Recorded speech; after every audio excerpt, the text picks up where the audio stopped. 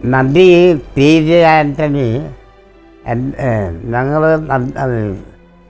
Location ആലുവായി പുഴയുടെ തീരത്ത് വേറെ ഏതോ സബ്ജക്റ്റ് വർക്ക് ചെയ്യായിരുന്നു. അപ്പോൾ പി.ജെ. ആൻ്റണി എന്നെ വിളിച്ചിട്ട് പറഞ്ഞു, ഒരു കഥ ഫോം തോന്നുന്നത്. ഞാൻ ചോദിച്ചു എന്താണെന്ന്. ആലുവ മണപ്പുറത്ത് ഈ ശിവരാത്രി പണക്കാരെല്ലാം വന്നിട്ട് കുടിച്ച് താമസിക്കാൻ വരുന്നു.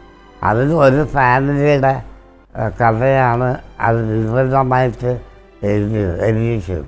നദി എന്ന ചിത്രം പെരിയാറിൻ്റെ തീരത്ത് വെച്ച് നടക്കുന്നൊരു സംഭവമാണ് ആ സിനിമയിലെ കഥാബീജം എന്ന് പറയുന്നത്. വളരെ പ്രശസ്തമായിട്ടുള്ള പാട്ടുകളാണ് കായാമ്പൂ കണ്ണിൽ വിടരും, അതുപോലെ തന്നെ 1000 പാദസരങ്ങൾ, അങ്ങനെ തുടങ്ങിയിട്ടുള്ള പാട്ടുകൾ. അപ്പോൾ കായാമ്പൂ കണ്ണിൽ വിടരുന്നത് രാത്രി ഒരു വേളയിൽ കഥാനായകൻ ഒരു ഗിറ്റാറും എടുത്തുകൊണ്ട് നമ്മുടെ വള്ളത്തിൻ്റെ അടുത്തൂടെ ഇങ്ങനെ നടന്ന് പാടുന്ന ഒരു പാട്ടാണ്. അപ്പോൾ അത് അദ്ദേഹം അവിടെ വെച്ച് കുറച്ച് ചിത്രീകരിച്ചു.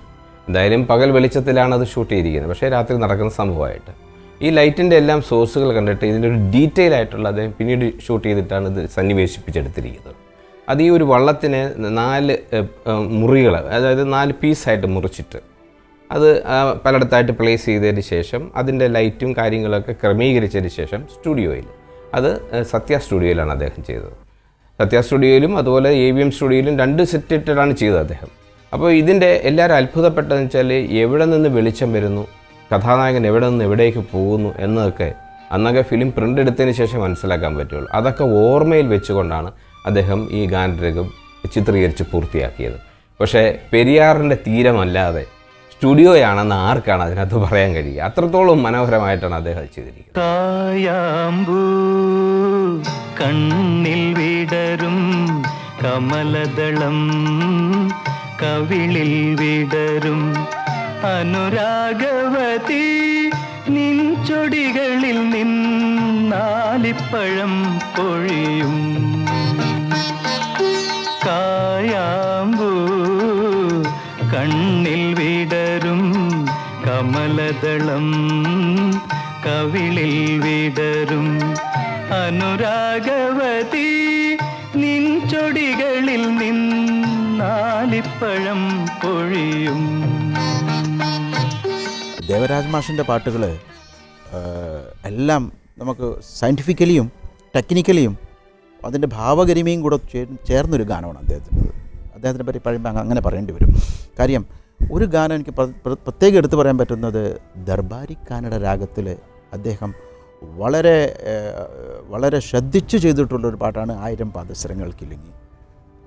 എന്നും നിലനിൽക്കുന്ന പാട്ട്. അത് മാത്രമല്ല, ഈ പാട്ട് കേൾക്കുമ്പോൾ നമുക്ക് എപ്പോഴും തോന്നുന്നത് പുഴയാണ്. ആലുവ പുഴ എന്ന് പറയുന്നത് ഈ ദർബാരി കാനഡ രാഗവും ഈ കടലും ഈ പ്രകൃതിയും പുഴയും തമ്മിലുള്ള ഒരു ബന്ധം ഇതിൻ്റെ അകത്ത് ദൃഢമാക്കി വച്ചിരിക്കുകയാണ്. അതൊരിക്കലും മറക്കാൻ പറ്റത്തില്ല കാര്യം ഒന്നാമതെൻ്റെ വിഷ്വൽ, അതേപോലെ ഈ പാട്ടിൻ്റെ ഭംഗി, ഈ ദർബാരി കാനഡ രാഗം എല്ലാം കൂടെ ചേർന്ന് അങ്ങ് ബ്ലൻഡായിട്ടിരിക്കുകയാണ്.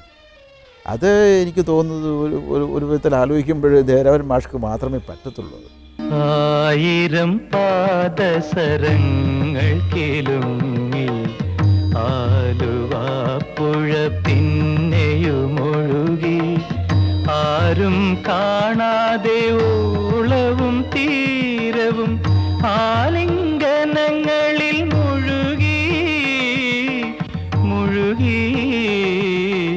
1000 പാദസരങ്ങൾ കിലുങ്ങി ആലുവ പുഴ പിന്നെയുമൊഴുകി.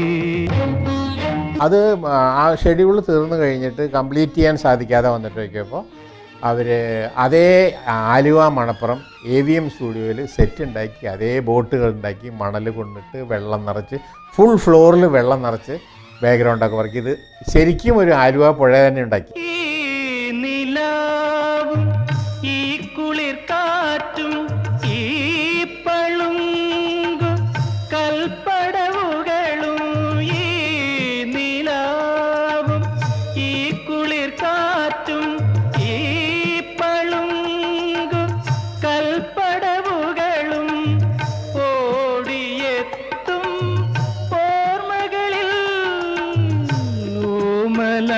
നാളിൻ ഗൽഗതവും ഓമലേ ആരോമലേ ഒന്നു ചിരിക്കൂ ഒരിക്കൽ കൂടി.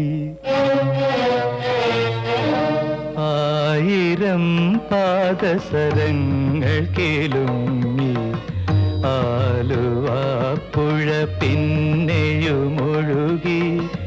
ആരും കാണാതെ ഓളവും തീരവും ആലിംഗനങ്ങളിൽ മുഴുകി മുഴുകി.